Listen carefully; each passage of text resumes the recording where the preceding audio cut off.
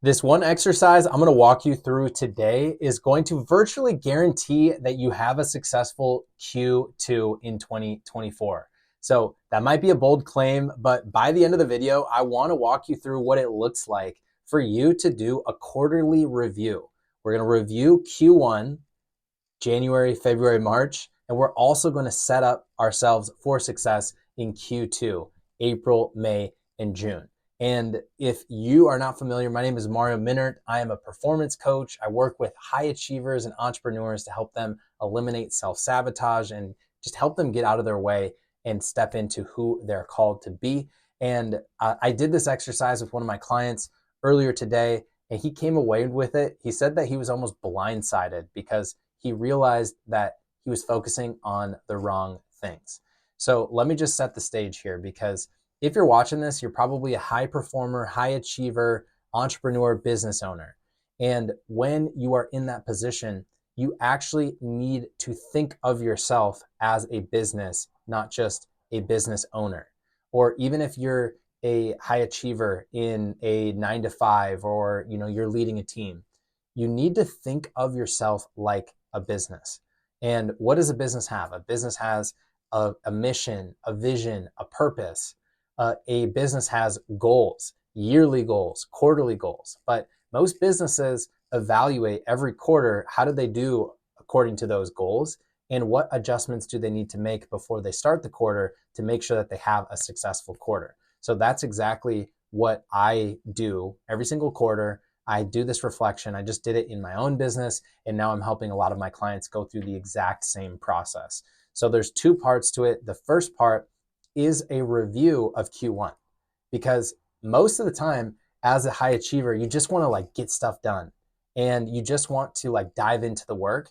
And a lot of times you are probably focused on all the things that you're not doing, or all the things that you didn't do very well. So before you can dive into the next quarter, you kind of need to take some time to reflect on the previous quarter to see, what did you learn? What were the roadblocks? What were the wins? And how can you apply that moving forward? So the easiest way to do this is to first take a look at your pictures from the last quarter. So what I like to do is just remind myself, what did I do in January, February, and March? So January, I would start on January 1st, go through my phone, look at my pictures from January 1st to the current date in March, and just remind myself, what was life like? Then what you can do is do a calendar review.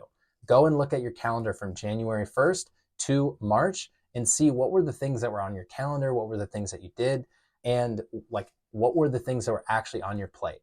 And then what you can also do, if you have these, you can pull up your Q1 goals if you have those clearly defined, and you can review those and just take a look at what were the things that were on your calendar, what were the things that you said that you were going to do. And then what you want to do is you want to start to ask yourself a couple of questions. The first question is, what were the biggest wins from this past quarter? What were the biggest wins from this past quarter? Second one is, what am I most proud of from this past quarter? The reason why we start there is because as a high achiever, I know you are probably just focused on all the things that you're not doing, or all the things that you didn't do very well. And so this question, it anchors that gain mindset, that mindset where we're always making progress, we're always getting better, and it is the most empowering mindset that you could possibly have. So you really want to call to attention the things that you are proud of and the wins that you have. And then there's a lot of different questions you can ask, but I just like to ask myself 3 simple questions. One is, what did I do well in Q1 that I want to keep doing in Q2? What did I not do well in Q1 that I want to stop doing in Q2? And then, what do I want to start doing in Q2? That can be something like, what did I not do in Q1 that I want to start doing in Q2? It's just the continue, stop, and start method. And these are questions that you can ask yourself almost on a weekly basis. You can ask it on a monthly basis, but it's really effective on a quarterly basis. And when I walked my client through these 3 questions, we started with the continue section. What are those things that are doing well that we want to keep doing? Because we want to build off of the momentum that we have. We don't just want to start doing a bunch of new stuff or trying to cut out things. There's a lot of things that are working for you right now, clearly. And so we want to identify those and build off of them. So that's the first thing. Then the stop section. This is probably the hardest section for you to think about, but these are the things that you're maybe doing that you realize they're just no longer serving you. And so what you want to do is figure out what are those things that you just need to stop doing to help you reach your goals. And then the last thing is the start section. So this is where you can kind of think about, these are things that you have recognized from the past quarter, maybe some experiments that you want to run, new things that you want to try. What are those things I want to start doing? And once you come up with as many answers as you can for each of those sections, you just want to take a step back and look at those 3 areas and see what comes up for you. See what lessons you learned from that. And then you can start to draw some of your biggest takeaways. So when I facilitated this exercise for my client, he recognized the overall theme was being more intentional with his time, the way that he plans, but also the way that he coaches his team, gives them feedback, and supports them. And so that was a big takeaway that he wants to carry over. And then he decided that he wanted to focus on one of the things in the keep doing and one of the things in the start doing as 2 habits that he wants to carry over into Q2. But this is where once you go through this exercise, you can identify what those things are and figure out what you want to carry forward. Because that's the whole point of doing a Q1 review, is you want to figure out what did you learn from this past quarter that you can carry over into Q2. So once you have done the first part of the exercise, let's start talking about Q2. So you should have a few things that you're starting to think about, either from things from the continue, the stop, or the start section.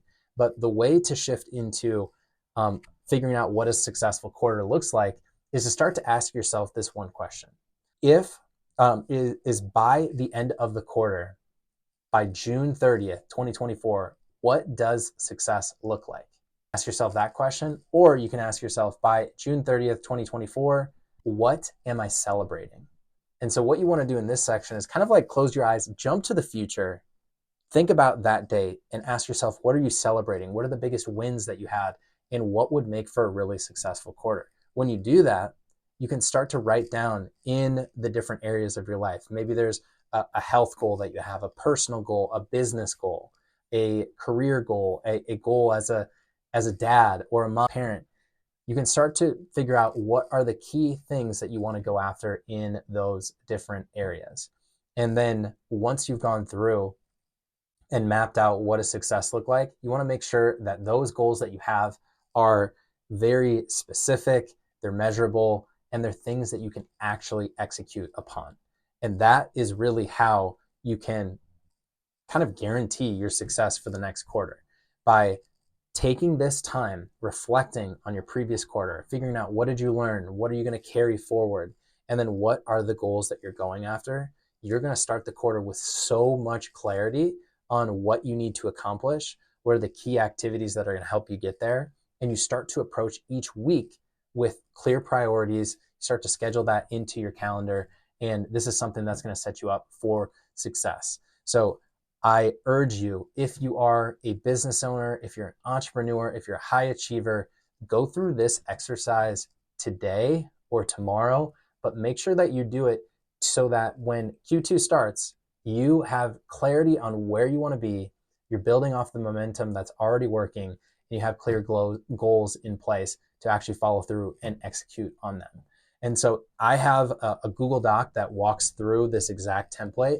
If you want me to share that with you, just send me a DM on Instagram or comment on this video, and I will send it over to you. Make sure, if this was helpful for you, make sure that you like and subscribe, and appreciate you. And I'll see you in the next one.